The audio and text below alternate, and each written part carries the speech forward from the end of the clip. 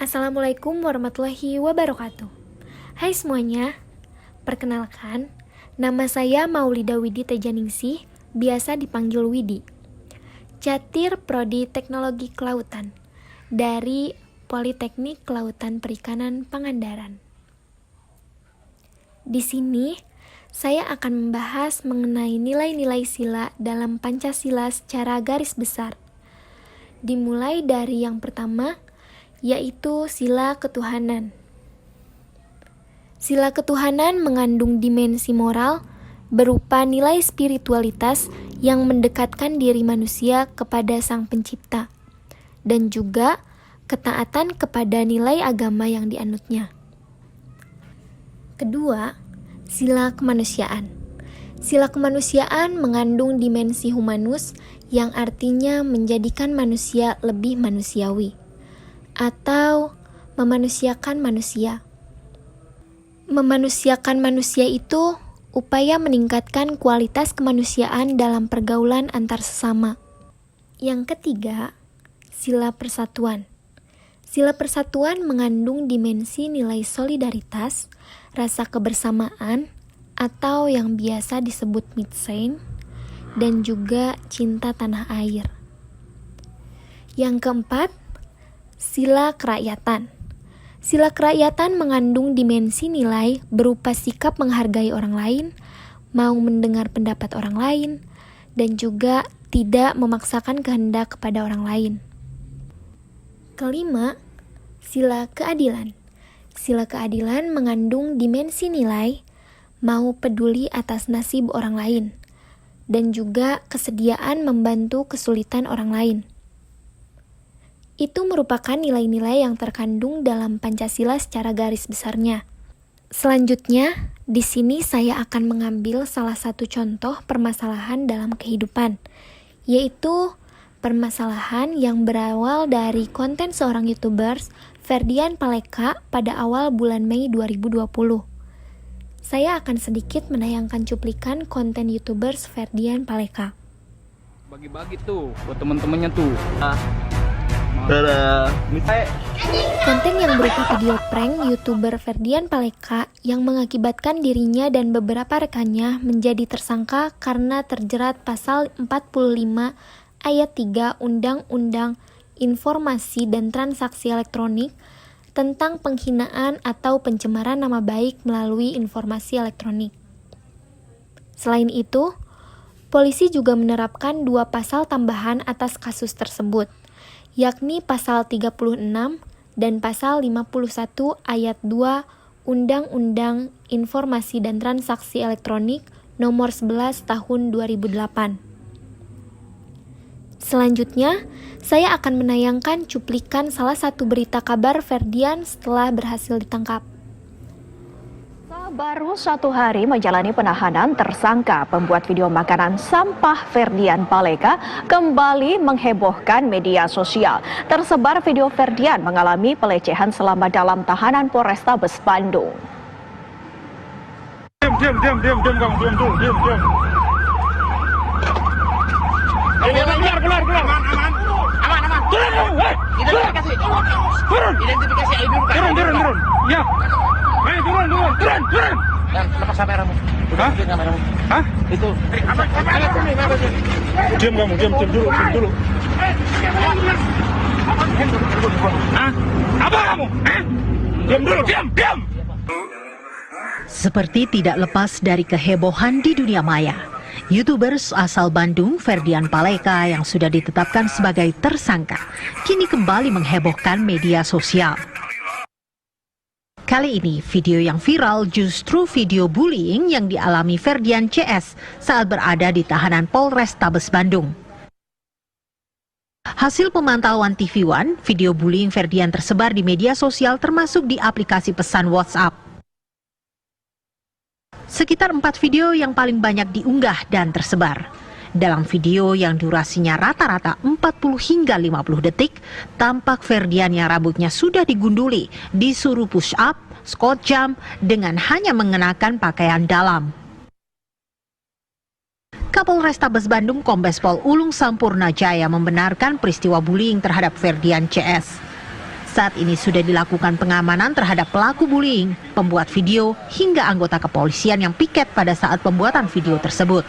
Seperti itu, Kalau di dalam tahanan yang benar, itu terjadi karena para tahanan sebelumnya merasa tidak suka dengan kelompok Ferdi ini karena kelakuannya pada saat di luar yang memberikan makanan sampah kepada masyarakat, sehingga mereka tidak suka, sehingga tahanan ini melakukan pembulian kepada Ferdi CS.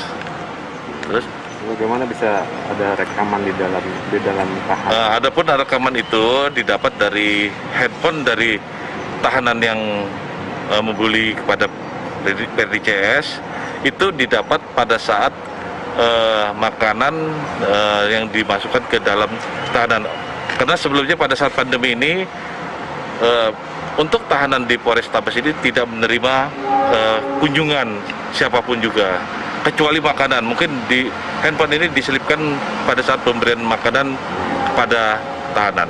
Terus untuk handphone si tahanan ini sudah diamankan oleh pihak kepolisian atau? Untuk handphone sendiri sudah kita amankan, dan kita juga sudah melakukan pemeriksaan terhadap penjaga maupun jaga tahanan sampai tingkat atasnya, sampai kasat tahtinya kita lakukan pemeriksaan untuk mempertanggungjawabkan kejadian kegiatan ini. Kapolres meyakinkan semua sudah ditangani dan akan dilakukan proses hukum.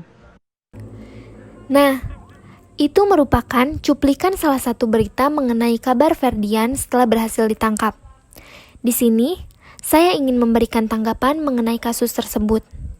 Dan saya ingin memfokuskan pada persoalan berita Ferdian setelah berhasil ditangkap. Menurut pendapat saya pribadi, setuju bahwa apa yang dilakukan konten kreator tersebut merupakan perbuatan yang salah. Dapat dikatakan juga sebagai tindakan tidak bermoral. Penghinaan terhadap salah satu pihak dengan konten yang semata-mata hanya bertujuan untuk viral. Ironis sekali bukan? Betul-betul kreativitas yang kelewat batas.